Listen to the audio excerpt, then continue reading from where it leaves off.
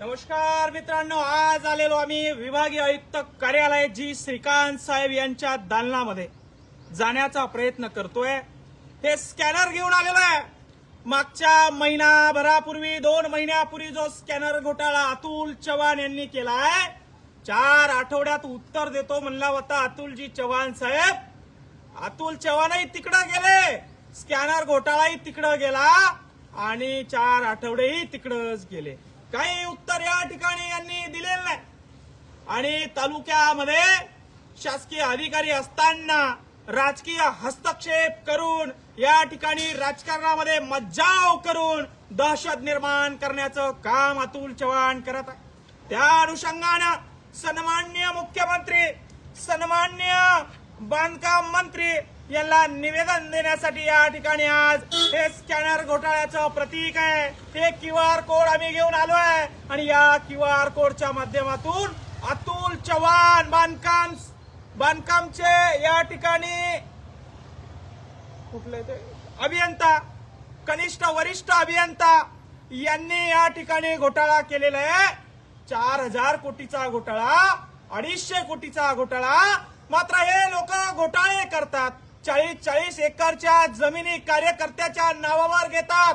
40 कोटीचे कारखान्याचे boiler पेटवण्यासाठी duplicate बंद पडलेल्या कारखान्याचे सामान आणतात आणि जनतेच्या नजरेमध्ये धूळ या ठिकाणी फेकण्याचं काम करतात।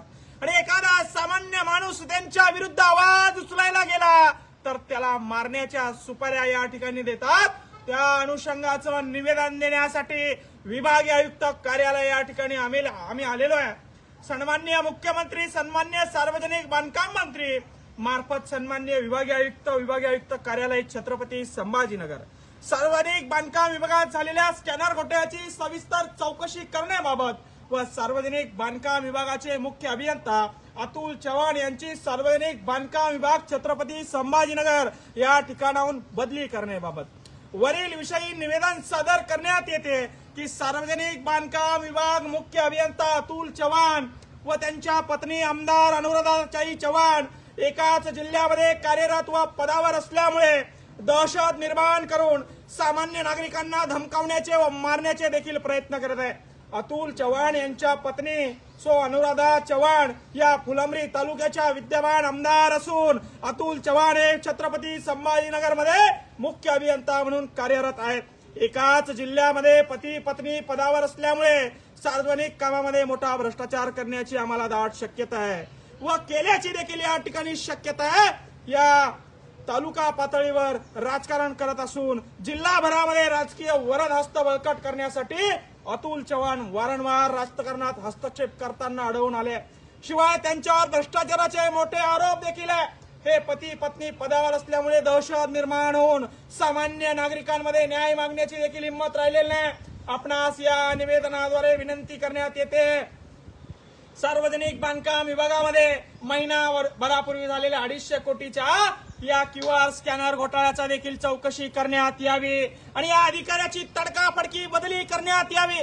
मला वाटतं सन्माननीय मुख्यमंत्री देवेंद्र फडणवीस साहेब, हा अतुल चव्हाण आपला काही लाडका दिसतोय, या अतुल चव्हाणने आपल्याला काही दिलेलं दिसतंय। एकाच तालुक्यामध्ये बायको आमदार असताना एवढ्या मोठ्या पदाच्या माणसाला त्या तालुक्यामध्ये आणि विशिष्ट म्हणजे सामाजिक बांधकाम विभागामध्ये आपण नियुक्ती देऊ शकतात कशी? अरे आमच्या बापजाद्यांनी, आमच्या या देशभक्तांनी देशाला इंग्रजापासून स्वातंत्र्य मिळावं म्हणून स्वतःच्या प्राणाची आहुती दिली आणि हा देश स्वातंत्र्य संग्राम करून घेतला। आणि आता पुन्हा एकदा हे अतुल चव्हाण सारखे लोक, काका काकू, मामा मामी, भाचे पुतणे सगळे राजकारणाचा पिंड घेऊन पुन्हा घराणेशाही चालून पुन्हा दहशत निर्माण करण्याचं काम करत आहे।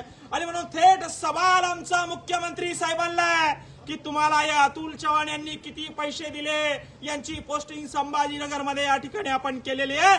तात्काळ या अतुल चव्हाणची या ठिकाणी बदली करून या स्कॅनर घोटाळ्यामध्ये त्यांची चौकशी करण्यात यावी, नाहीतर पुढच्या 8 दिवसामध्ये या ठिकाणी सर्व पुराव्यानिशी या ठिकाणी आंदोलनाला, उपोषणाला आम्ही बसणार आहे आणि या सगळ्या उपोषणाच्या माध्यमातून अतुल चव्हाणने केलेले सर्व काळे कारनामे या जनतेसमोर आणण्याचं काम या ठिकाणी आम्ही करणार आहे। आणि आता या ठिकाणी प्राणंगामध्ये जाऊन या ठिकाणी कपडे काढून बसणार आहे. जोपर्यंत आमची मागणी मान्य होत नाही तोपर्यंत आम्ही या ठिकाणी हटणार नाही. आम्ही असं ऐकलंय जे श्रीकांत हे प्रामाणिक अधिकारी आहे, निडर अधिकारी आहे, भ्रष्टाचाराचा कर्दन काळ आहे आणि ते काहीतरी या गोष्टीवर करतील असं या ठिकाणी आम्हाला आहे. म्हणून त्यांच्या प्राणंगणामध्ये जाऊन या ठिकाणी आम्ही आता बसणार आहोत. जय जवान जय किसान.